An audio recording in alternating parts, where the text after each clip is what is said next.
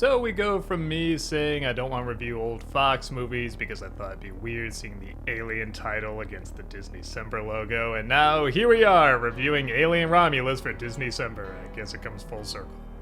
Which I guess is fitting because I think that's what this movie's trying to do. Alien Romulus is definitely trying to capture that old school feel of the original two Alien movies, and I'm very appreciative for that. The director did the Evil Dead remake, which like a lot of people I was saying, oh my god, why are they even remaking this is pointless, but he actually did a pretty good job and breathed new life into it, turned it into something new, but still kept true to what the original was. So I was excited to see if you could do the same thing with Alien, which in my opinion, there hasn't really been a good Alien movie since the second one. I admit I do have a soft spot for Alien vs. Predator, but I'm not gonna say it's objectively good. So I went into this movie with high hopes, and did it deliver? No, but I will say if you're an Alien fan, you should probably still see this flick. Because there's a handful of things in it that are so good, and so keep in connection with just about everything from the Alien franchise, even the bad stuff, that I think for many fans it might be enough. The plot, which is both really simple and really complicated at the same time, is centered around a group of young people who live on this planet that doesn't have any sun. It's mainly a mining planet and they're sick of working there, but every time they try to get off, the people in charge change the rules and it looks like they have to stay there even longer. So they find a way to sneak aboard another ship that's gonna go to another planet, but along the way they stumble across an abandoned space station and yeah, I don't know how nobody else didn't find this station, or maybe they did and they're covering it up. Like I said, it's kind of confusing. But you know the drill, the station is abandoned because there's an alien on board. They of course don't know this, go probing around, and of course run across some of the aliens who also go probing around. From this point on, it's basically all the stuff you've seen in the other Alien movies. The face huggers get on your face, they impregnate you. Little dicks with teeth are popping out of your chest, and then they turn into big dicks with teeth, and people scream and yell, lights flicker, and every time you think it's over, it's never over. Rinse, repeat, and if you're sick of seeing that, I don't know if this film's gonna win you over.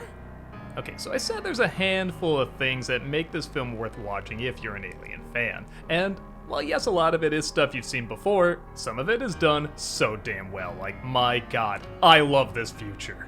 The first two Alien films have a very clear visual style, and yes, they're a little different. The first one's more focused on horror, the second one more focused on action, and this film does a great job expanding on that future while not over-expanding. It's still kind of that 80s retro future, like everything's still dirty and dark, but a lot of it's also really there. I loved looking at these sets. I loved looking at the lighting. I loved looking at all the little gears and buttons and the shadows and the dirt. And between this and Beetlejuice 2, it's just so nice seeing movies where they're really building stuff again. Like, it's stuff that you feel like you can reach out and touch because you can. They really built this stuff.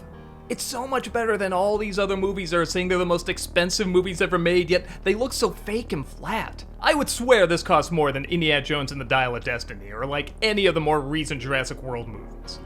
I also think it has my favorite android out of any of these movies. Now, again, I don't think they really got any good androids after 2. I mean, the one in Prometheus, I guess, is alright, but with this one, they do a robot flowers for Algernon.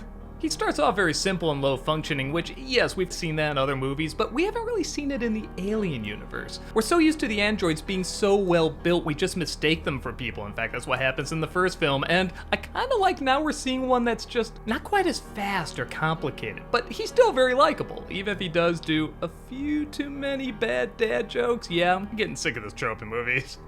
But then halfway through the film, he gets an upgrade, and he's a lot smarter, but he's also a lot colder. And you don't really know if you can trust him or not. There's a point in the movie where you feel like you're his hostage, but you're not really. It's that nice in-between where you don't know whether this is a good guy or a bad guy, or if he's gonna help you or turn on you. And he's played really, really well. And finally, I'll say some of these movies deal with the idea of like combining certain elements of aliens with different creatures and animals and creating something new, and none of them ever quite got it right. And while I can't say this one really gets it that right either, it probably comes the closest. Without giving away too much, there's a cool creature in this movie that's something new that we haven't seen, and it's pretty damn creepy. I don't know, maybe it's not gonna freak everybody out, but I just loved and hated looking at this thing because it was so creative, but it was also just so unpleasant to look at. I really feel like it's what an alien monster should be like. Aside from that though, yeah, the movie's pretty generic. And I think a lot of that is centered around the characters, who aren't bad, like none of them are annoying, but I was struggling to remember what their personalities were, who was related to who. Like they'll say, oh yeah, that's my cousin, oh yeah, that's my brother, oh yeah, that's my girlfriend, and I just was having a tricky time connecting them, and then as the movie kept going, I put together, it doesn't matter. Like, if someone is related to someone who dies, they might cry a little, but that's it. You can just call them all close friends, and it's pretty much the same.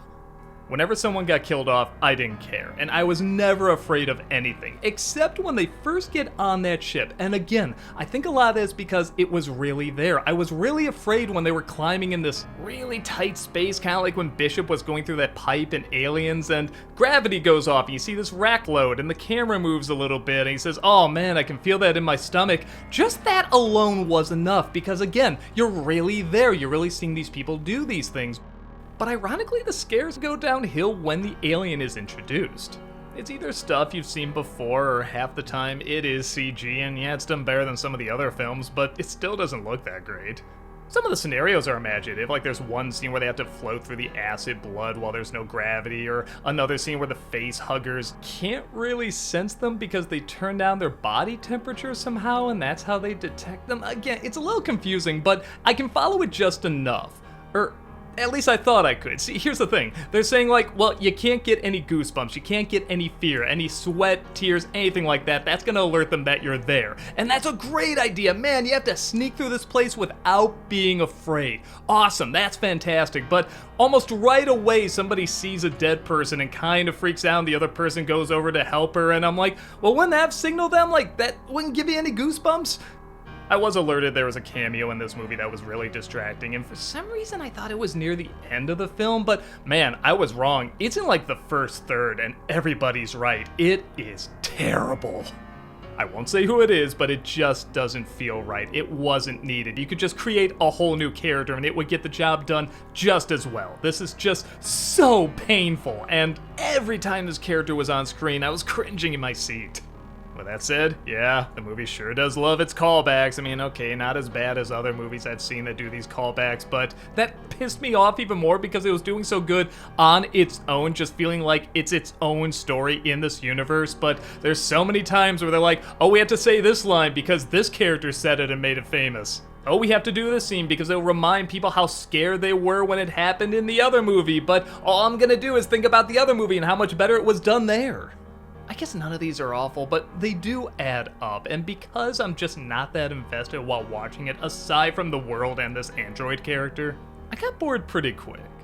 You're trying to combine all the Alien movies, which is probably not the best idea because they are such different styles. Like, if you were to give everyone a machine gun in the first Alien, it'd be an entirely different movie. Hell, it'd be Aliens, but if you were to take all the machine guns away from Aliens, that'd be an entirely different movie. It'd be Alien. These are little differences that go a long way and really set the tone. This film is trying to combine all those tones, and they really don't mesh together. But with that said, if you are an Alien fan and you like these tropes and these visuals and you like seeing these characters just have these face huggers go on them and burst out of their chests and turn the ship into a honeycomb from hell, it's got all that. But yeah, if you were to ask me, did I enjoy it throughout the majority of the flick? Not really. And the stuff that I did enjoy, I am glad I saw on the big screen, but I don't think I can say it really sprung new life back into the franchise. It's a decent attempt, hell, even an appreciated attempt. Like I said, I just love that so much of this is really there. But when you combine it with the stuff that's not there and with the characters you don't really care about and too many tones and ideas that don't always mix together, it's trying to have its cake and eat it too, and I think it's just too many flavors. Just a couple flavors would have been enough, with maybe a new icing.